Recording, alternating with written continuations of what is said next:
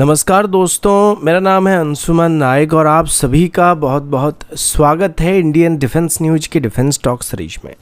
जहां पर हम रोज नए नए डिफेंस अपडेट्स के बारे में बात करते हैं। तो चलिए देर न करते हुए आज की वीडियो शुरू करते हैं।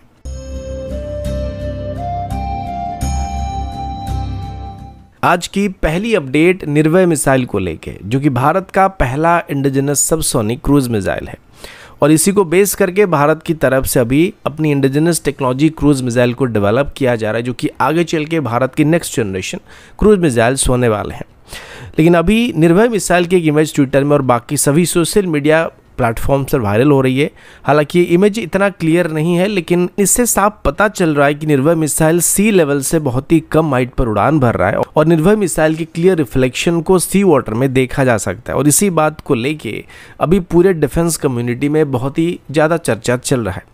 इस बात से निर्भय मिसाइल की सी स्किमिंग कैपेबिलिटीज का पता भी चलता है। सी स्किमिंग कैपेबिलिटी वो कैपेबिलिटीज होते हैं जहां पर मिसाइल सी लेवल से काफ़ी कम ऊंचाई पर उड़ान भरता है। आमतौर पर जो क्रूज मिसाइल्स होते हैं उनमें सी स्किमिंग कैपेबिलिटी होना काफ़ी ज़रूरी होता है। खास करके जो एंटीशिप मिसाइल्स होते हैं उसमें ऐसी कैपेबिलिटी होना काफ़ी ज़रूरी होता है और ऐसा करने पर दुश्मन की वॉरशिप्स के रडार मिसाइल को डिटेक्ट नहीं कर पाते हैं। आप सभी को पता होगा कि धरती गोल है। अगर आप फ्लैट अर्थ कम्युनिटी से हैं तो आपको मेरी बात गलत लग सकता है, पर जैसे कि धरती गोल है तो होराइजन के बाद अगर मिसाइल या कोई भी चीज़ सी लेवल से काफ़ी कम ऊंचाई पर उड़ान भरता है तो नॉर्मली जो वॉरशिप्स के रडार्स होते हैं वो उनको उतनी जल्दी डिटेक्ट नहीं कर सकते हैं। रिसेंटली निर्भय मिसाइल का जो इमेज वायरल हुआ था उसमें ये बात बताया गया कि सी लेवल से बट 8 मीटर की ऊंचाई पर उड़ान भर रहा था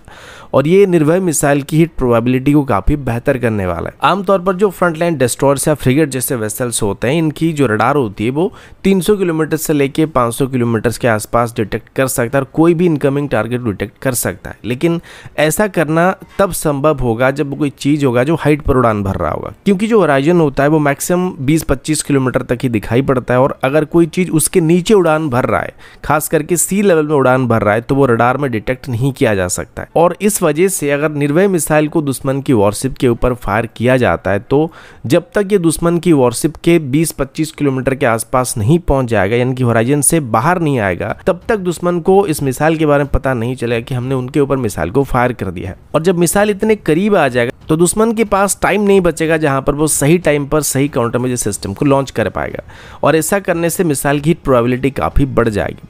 अभी इंडियन आर्मी की तरफ से भी इस मिसाइल की यूज़र ट्रायल को शुरू करने का फैसला किया जा रहा है और बताया जा रहा है कि आगे चल के हमारी रॉकेट फोर्स का एक मेजर प्लेटफॉर्म बनने वाला है। लेकिन अभी इसकी जो सी स्किमिंग कैपेबिलिटी को दिखाया गया, ये निर्भय मिसाइल के लिए एक बहुत ही बड़ी गेम चेंजिंग कैपेबिलिटी होने वाली है, जो कि हमारे दुश्मन की वॉरशिप्स के लिए एक नाइटमेयर साबित होने वाला है।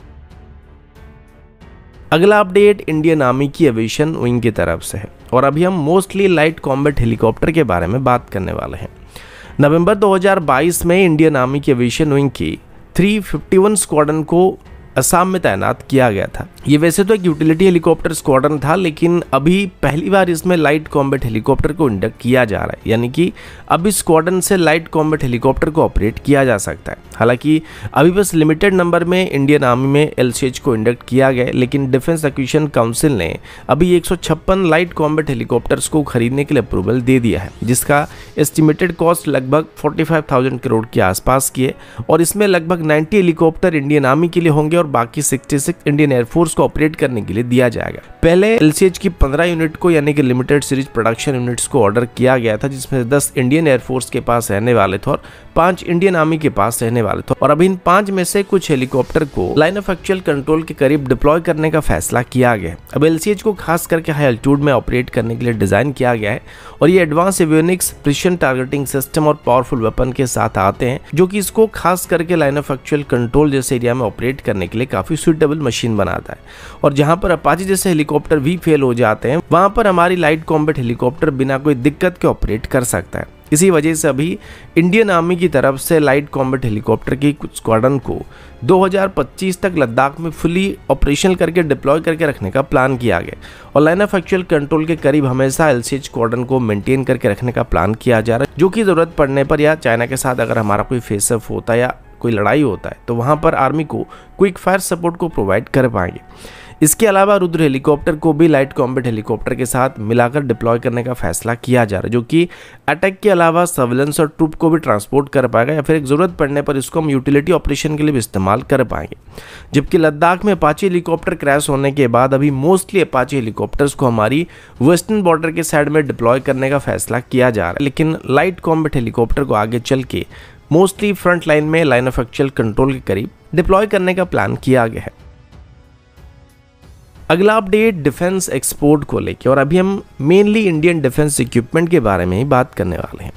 आप सबको पता होगा कि अभी हम मेक इन इंडिया स्कीम या आत्मनिर्भर भारत प्रोग्राम को जोर शोर से प्रमोट कर रहे हैं और हमारी इंडिजिनस डिफेंस सिस्टम को भी दूसरे देशों को एक्सपोर्ट करने पर जोर दे रहे हैं।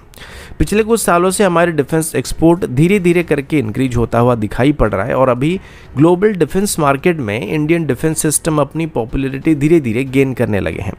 अभी तक भारत की तरफ से मोस्टली ब्रह्मोस, ATAGS, पिनाका और रिसेंटली WHAV व्हीकल को एक्सपोर्ट करने का मेजर कॉन्ट्रैक्ट को हासिल किया जा चुका है। इस बीच आर्मेनिया की तरफ से इंडियन डिफेंस सिस्टम को लेकर एक बहुत ही बड़ी स्टेटमेंट को इशू किया गया है, जिसमें आर्मेनिया की तरफ से बात बताया जा रहा है कि वो अभी भारत की तरफ से उनको सप्लाई किए गए ATAGS को टेस्ट कर चुके हैं और इस टेस्ट रिजल्ट से वो लोग काफ़ी खुश हैं। इनिशियली भारत की तरफ से आर्मेनिया को 6 ATAGS को 2023 में डिलीवर किया गया था और इनको आर्मेनिया की तरफ से अपनी देश की अलग अलग तरह के ट्रेन में टेस्ट करने के बाद बहुत ही पॉजिटिव रिस्पांस को सबमिट किया गया और बताया गया कि वो अभी ATAGS के एडिशनल 84 यूनिट को ऑर्डर करने वाले हैं। अब यहाँ पर देखने वाली बात यह कि एक तरफ खुद इंडियन आर्मी ATAGS को इंडक्ट करने से पहले इसकी मार्स और मून ट्रायल को किए जा रहा है और बदले में इंपोर्टेड आर्टिलरी गन्स को खरीदने की कोशिश किया जा रहा है, लेकिन फॉरेन कंट्रीज की तरफ से भी इंडियन डिफेंस सिस्टम को प्रशंसा किया जा रहा है। और सिर्फ इतना ही नहीं बल्कि रिसेंटली मोरक्को की तरफ से भी जो 150 टाटा की WHAV व्हीकल को खरीदने का कॉन्ट्रैक्ट साइन किया गया था,